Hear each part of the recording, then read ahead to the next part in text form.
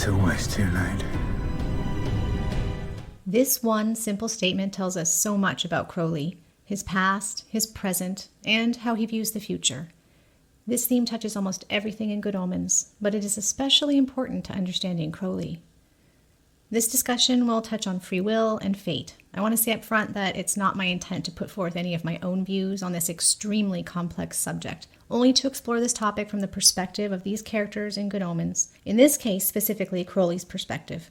Of course, we all interpret art and media through our own experiences. I'm not unbiased, but I will do my best. Crowley is an engineer, a tinkerer, a builder, a creator at heart. Whatever his exact ranking and position before the fall, we know he had a hand in creating not just the stars, but star factories. He also mentions to Jim that he was part of the group that helped design gravity, so by extension, physics. We know he has the specific ability to temporarily pause time. He loves the clever inventions of humans, cars, windscreen wipers, mobile phones, clocks, and watches. And what do engineers do but ask questions? And he never stops asking, questioning his temptation of Adam and Eve to eat the apple, saying he can't see what's so bad about knowing the difference between good and evil, a concept he himself continues to question through the rest of human history. It's a fundamental part of who he is and what he was created to do. In the minisode, The Resurrectionist, Crowley invites Aziraphale to a graveyard in Edinburgh to view an uncannily accurate statue of Gabriel. While they are there, they come across a young woman, Elspeth, in the process of digging up bodies to sell. Aziraphale and Crowley accompany her and the corpse to the surgeon she intends to sell to. On the way, they have a conversation concerning poverty and the choices that Elspeth has in life. Aziraphale says she has more opportunities for choice since she is starting out so low. Crowley thinks that's lunacy. Aziraphale offers her some choices: run a bookshop, be a farmer, or a weaver. Crowley and Elspeth quickly disabuse Aziraphale of these silly notions. She can't be any of those things. She can only work with the limited choices afforded her. In this case, grave robbing is what keeps her and her partner, Wee Morag, alive. They do have choices, but Aziraphale has to learn that those choices are severely limited by their circumstances and their natures. The first time we hear Crowley say, "too late," in this season is after Wee Morag is mortally wounded in the graveyard. Aziraphale says he knows he's not supposed to, but he is going to heal her, because it's his fault. Crowley gently tries to interrupt, but Aziraphale isn't listening.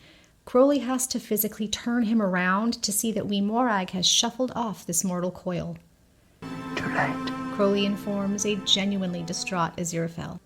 Right here, Crowley seems to understand that the end is imminent for Wee Morag. He isn't urging Aziraphale to hurry. His expression and quiet tone of voice when he tries to interrupt is instead one of patience and sympathy. There's a hard lesson here that Aziraphale needs to learn, one that Crowley already knows all too well. Actions often have unintended consequences. Aziraphale made a choice to sabotage the first body, under the illusion it was morally wrong to dig them up in the first place. Crowley, ever patient with his angel, goes to some trouble to educate Aziraphale on some of the realities of poverty and how the surgeon having access to fresh bodies helps alleviate human suffering. Aziraphale does finally see the right of things, but his earlier corpse sabotage has already set off the chain of events that leads to Wee Morag's end. By the time Aziraphale realizes the error of his ways and decides to intervene and help, the consequences of his earlier actions are already playing out. Elspeth and Wee Morag are now paying for that earlier choice. At the end of episode 3 of season 2, called I Know Where I'm Going, Crowley is looking after Jim in the bookshop when Shax comes by. Crowley goes out to speak with her, and she informs him that she knows they're hiding Gabriel in the bookshop and that hell is prepared to declare war on Aziraphale. After this conversation, Crowley becomes very agitated about Aziraphale's safety and angrily confronts Jim. If any harm comes to Aziraphale because of this, I will... But he trails off, and in an agonized voice says, Oh, it doesn't matter. It's too late for that now, isn't it? It's always too late. These two scenes bookend the episode, emphasizing that actions and their consequences are the theme of episode 3. In order to save Wee Morag from hell, Crowley drank the laudanum and is pulled back to hell himself for an unidentified punishment, a consequence he was aware might happen and accepted anyway. In the present day, Aziraphale discovered that the surgeon, Mr. Dalrymple, was condemned as a resurrectionist and eventually unalived himself, a harsh consequence for someone trying to help humanity. And now, Aziraphale has put himself in harm's way to help Jim. Aziraphale has already taken Jim in. Together, he and Crowley have already hidden him as best they can. The decision Aziraphale made to protect Jim was inevitable because that's who Aziraphale is. He couldn't go against his nature, just as Crowley can't go against his own. Whatever consequences are headed their way, whatever harm might befall Aziraphale, Crowley sees this as inescapable. Threats won't stop it. Hurting Jim won't prevent it. He doesn't know what the consequences of Jim coming to Aziraphale and Aziraphale taking him in to protect him will be. What he does know, what he feels, is that there's nothing he can do now to avoid it. The dominoes are already falling. We don't really know the details of why Crowley fell. Neil has recently stated on Tumblr that he is not as innocent as he paints himself. I didn't really fall, I just, sauntered vaguely downwards. Nor as guilty as Heaven makes him out to be. Crowley is an unreliable narrator about his own fall. But we don't need to know the exact circumstances in order to see the psychological effect that the fall had on him. In Season 1, there's a bit played for laughs where Crowley puts the fear of God into his houseplants, or, more specifically, the fear of Crowley. When a plant develops any sort of defect, he punishes it severely. You know what you've done? You've disappointed me. Say goodbye to your friend. You just couldn't cut it. Oh, this is going to hurt you so much more than it will hurt me.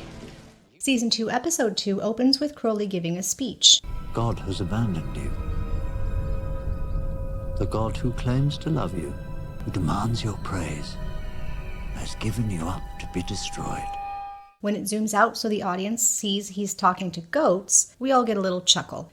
But goats don't praise God. Crowley isn't talking to the goats. Crowley isn't even really talking to his plants. He's talking to himself.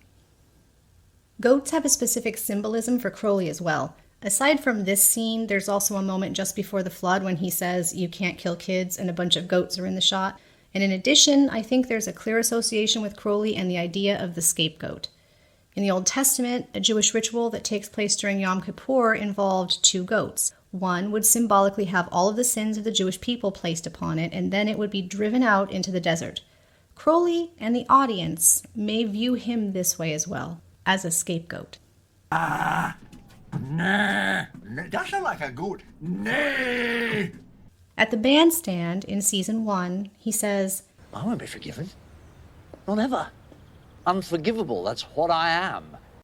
In the bar in Season 1, when he believes Aziraphale has been killed, he emotionally relates the story of his fall to, well, no one really. He's just sad drunk and crying into his whiskey. The accuracy of what he says matters very little for the purpose of this discussion. What matters is the truth of the emotions he feels about the incident. Pain and confusion. What did he do that was so terrible it deserved eternal punishment? Terrible, since they keep doing his job for him. And when God is talking at Job, Crowley says, Just to be able to ask the question. Again, we see that natural desire he has to ask questions. In the first episode of Season 2, Crowley is sitting on a bench questioning the point of anything, clearly deeply depressed, and in the midst of a 6,000-year-long existential crisis. And hear me out, he knows the right food to feed ducks. Frozen peas. It's funny, but this shows you that at some point between Ducks have ears. Do ducks have ears? Must do. So they hear other ducks.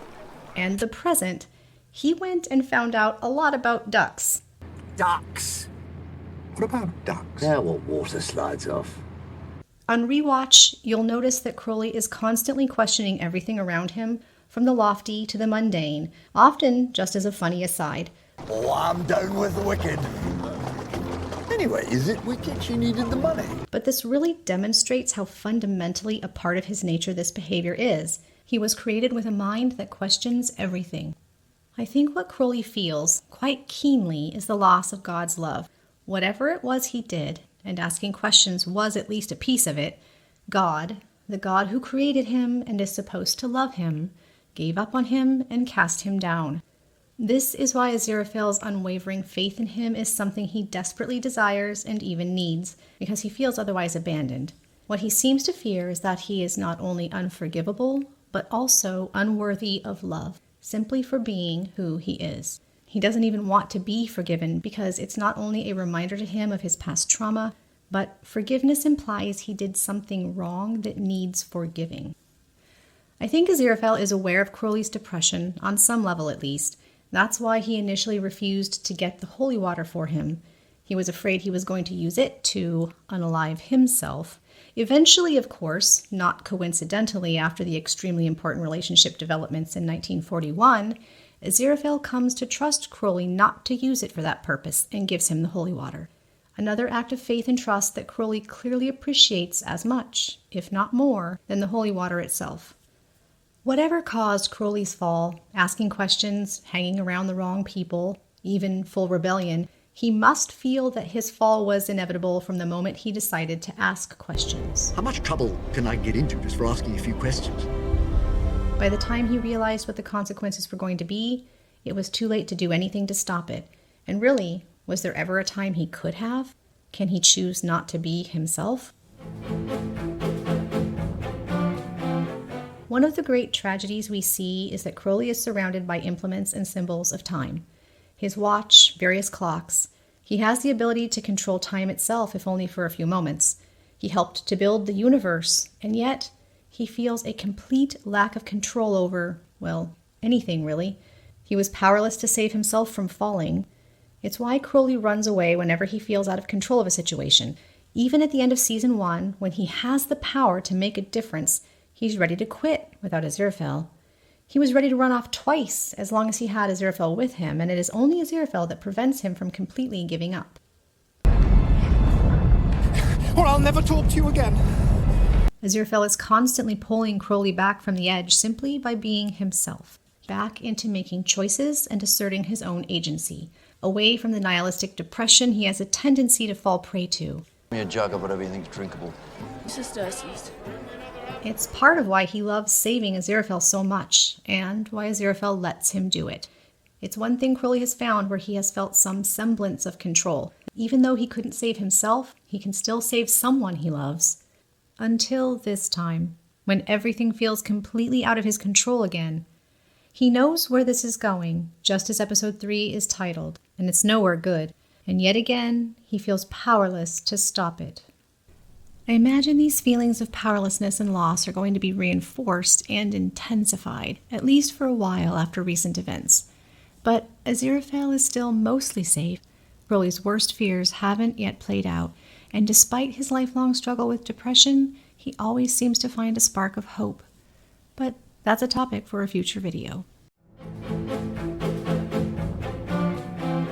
Crowley's constant questioning has led him to understand, empathize with, and come to love the earth and humanity, despite all our flaws. This has led more and more to Aziraphale questioning things.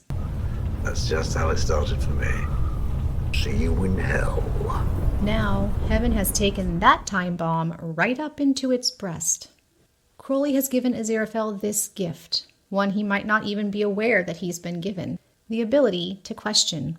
Aziraphale is a rule follower by nature, but now he has this tool, something Crowley has given him over centuries and centuries of patient and gentle demonstration. Combined with his own innate kindness and compassion, will Aziraphale pass this on to the other angels in heaven? Is this one of the seeds that will be planted to help end the terrible, cold, unquestioning bureaucracy of heaven? Will this thing that caused Crowley to fall, this never-ending curiosity, this need to ask all the questions and to share it with Aziraphale and show him how to do the same, be the key to saving everything? In season 2, when Shax pops in next to Crowley's car to tell him about the miracle, Crowley refers to himself as a former demon. Now I know there's this charade he's putting on, going native from the end of season 1, but he says it so naturally, without planning it. Do you think he actually views himself that way now? I think it's rather telling that Crowley has gone from seeing himself as a demon who goes along with hell as far as he can, to a former demon, while Aziraphale still defines himself as an angel, despite both of them being officially disassociated with their positions in Season 1.